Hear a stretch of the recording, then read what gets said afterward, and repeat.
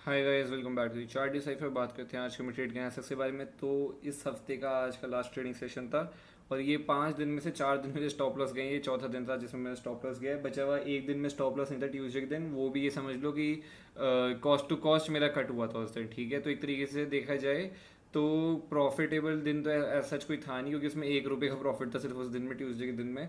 और बचे हुए 4 दिन में स्टॉप लॉस गए हैं। बट हाँ, स्टॉप लॉस मैनेज्ड है, मतलब छोटे स्टॉप लॉस हैं, ज़्यादा बड़े स्टॉप लॉस नहीं। आज 13 रुपये का स्टॉप लॉस गया 25% बैंक निफ्टी क्वांटिटी पे। 52,600 रिपोर्ट पे मैंने ट्रेड लिया। तो मैं पूरे दिन कुछ ट्रेड नहीं लिया, मैंने 1 बज के 10 मिनट पे लिया, 6 मिनट होल्ड किया, उसका नहीं मेरे को लगा कि ये नहीं बढ़ रहा है। फिर मैंने 1 मिनट 1.5 मिनट बाद वापस 1 मिनट बाद उठाया वापस से सेम ट्रेड। फिर मुझे लगा शायद अब ये स्पाइक दे मे बी, पर इसको 3 मिनट होल्ड करने के बाद मैंने स्टॉप लॉस में कट किया 20 रुपये और यहाँ पे 7 रुपये प्रॉफिट में बुक किया था। तो नेट टू नेट में 13 रुपये का स्टॉप लॉस हुआ है मेरा। ठीक है, स्टॉप लॉस आज के दिन 13 रुपये था। कल मेरा 23 रुपये के करीब स्टॉप लॉस। उससे पिछले दिन मेरा 32 रुपये था। और मंडे के दिन भी मेरा स्टॉप लॉस ऐसी था 20 रुपये के करीब। ठीक है, तो स्टॉप लॉस 20-20 रुपये 30 रुपये का अभी तक एक मैक्सिमम स्टॉप लॉस गया मेरा। ठीक है, वरना 20-25 और ऐसे ही 10 रुपये 13 रुपये ये स्टॉप लॉस गए हैं। तो स्टॉप लॉस इतने बड़े नहीं है, लेकिन हाँ ये है कि टारगेट्स नहीं मिल पा रहे हैं। ठीक है, ट्रेड प्रॉफिट में जाते हैं, ये बात नहीं है कि ट्रेड मतलब सीधा लॉस में ही आ रहे हैं। बात ये रिस्क टू रिवॉर्ड रेशियो की बात है। Risk to reward ratio maintain करने के लिए मेरे को स्टॉप लॉस में ट्रेड्स को कट करना पड़ रहा है। उसकी बात मैं अभी प्रीमियम के चार्ट पे करूंगा आपको, बट पहले बात कर लेते हैं कि आज के दिन मैंने ये ट्रेड क्यों लिया। तो ये देखो, मार्केट बहुत बड़ा गैप डाउन खुला। ठीक है, ऑलमोस्ट मेरे ख्याल 1% डाउन, 1% नीचे खुला। फिर उसके बाद पहली कैंडल में वोलेटिलिटी ऑब्वियसली रहती है जब इतना बड़ा गैप डाउन गैप खुलता है। फिर उसके बाद यहाँ पे अच्छा प्रीमियम ने स्पाइक दिया था, लेकिन यहाँ पे मेरा कोई इंटरेस्ट नहीं था। मेरा इंटरेस्ट सिर्फ ये था कि हाँ, अगर ये यहाँ पे आता है और यहाँ पे कुछ टाइम स्पेंड करता है, 5-10 मिनट रुकता है, फिर ब्रेक करता है इसके लो को, तो यहाँ पे मैं शॉर्ट करने के लिए रेडी था। और मेरा टारगेट जो था ये 52,252 आपको दिख रहा है, मैंने जो मार्क करके नीचे सपोर्ट इसके अराउंड का ही था। ठीक है, तो बट ये मार्केट रनिंग में ही निकल गया, तो इसमें मेरा कोई इंटरेस्ट नहीं था। बट कि प्रीमियम बड़े अच्छे बड़े, इसके अंदर मैं प्रीमियम को ट्रैक कर रहा था। बट मैं चाहता था कि ये थोड़ा कंसोलिडेशन कर दे, 5-10 मिनट रुक जाए, थोड़ा सा यहाँ पे रुके और फिर निकले, तो मैं ज़रूर लेता, तो फिर अच्छे एक प्रॉफिट मिलता आज के दिन पे। बट नहीं, ये रनिंग कैंडल में चला गया और वो मेरा इंटरेस्ट में नहीं था बिल्कुल भी। ठीक है, फिर उसके बाद पूरे दिन मार्केट यहाँ पे टाइम स्पेंड करता है, टाइम स्पेंड करके ऊपर जाता है, फिर यहाँ पे टोटल साइडवेज हो जाता है। ठीक है, टोटल साइडवेज हो जाता है। और आपको दिखाई दे रहा होगा यहाँ पे ये पिछले स्विंग्स छोटे छोटे स्विंग लगाता जा रहा है। मतलब ये आपको दिखाई दे रहा है कि एक स्विंग ये लगाया, उसके नीचे स्विंग लगाया, उसके नीचे स्विंग लगाया, उसके नीचे स्विंग लगाया। ठीक है, तो पिछले वाले स्विंग के नीचे ही दूसरा स्विंग, आगे वाला स्विंग लगता जा रहा है। तो मतलब ये है कि प्राइस एक्शन जो है डाउन का बन रहा है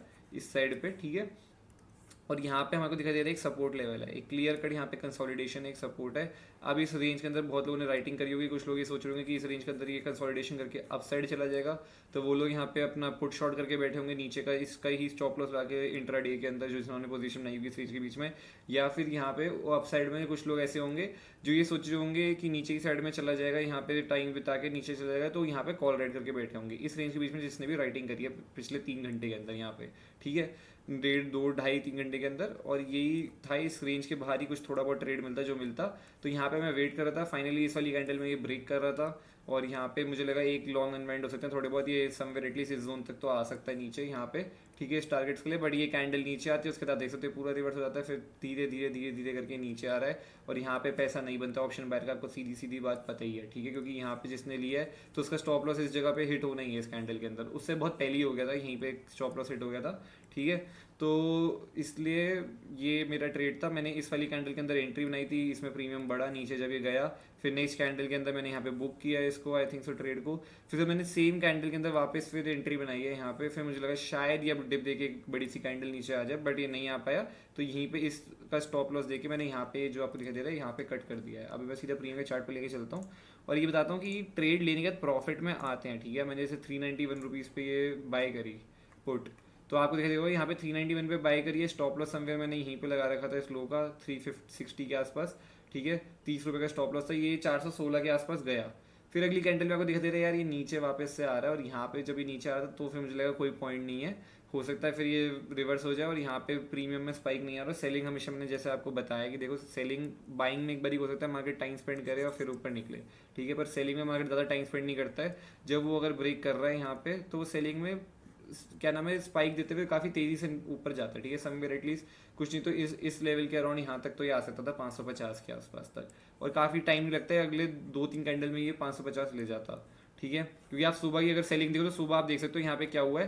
पहली ये 3 कैंडल है और इस कैंडल में स्पाइक देखो कितना बड़ा स्पाइक आया है यहाँ पे। ठीक है, तो मतलब मैं ये बता रहा हूँ, सेलिंग जब होगी हमेशा फास्ट होती है, इतना टाइम नहीं लगाता है। यहाँ पे आप देख सकते हो इस वाली कैंडल में अगर ये यहाँ पे थोड़ा कंसोलिडेशन 5-10 मिनट 2 कैंडल बन के फिर निकलता तो यहाँ पे जरूर मैं बाय करता और उन कैंडल का लो लगा करके, बट वो इस कैंडल में चले और यहाँ पे इंटरेस्ट था। और यहाँ से आप देख सकते हो ऑलमोस्ट 640 के आसपास ये प्रीमियम गया, 440 से 200 पॉइंट तो ये एक कैंडल का बढ़िया।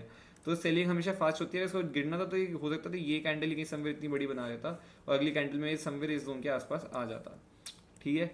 तो इसलिए मुझे लगा कि फ़ायदा नहीं है, तो मैंने यहाँ पे सेल किया। फिर उसके बाद मैंने वापस से बाई किया इस कैंडल में, फिर मुझे लगा शायद इसका स्पाइक आएगा, तो मैंने इस कैंडल का ही जो इसने लो लगाया था यहीं पे मैंने एसएल लगा के वापस बाई किया और अगली कैंडल में वो एसएल हिट हो गया और मैंने उसको सेल, वहाँ पे मेरा जो है स्टॉप लॉस हिट हो गया और मेरा नेट आज का दिन 13 रुपये स्टॉप लॉस में कट हुआ, ठीक है।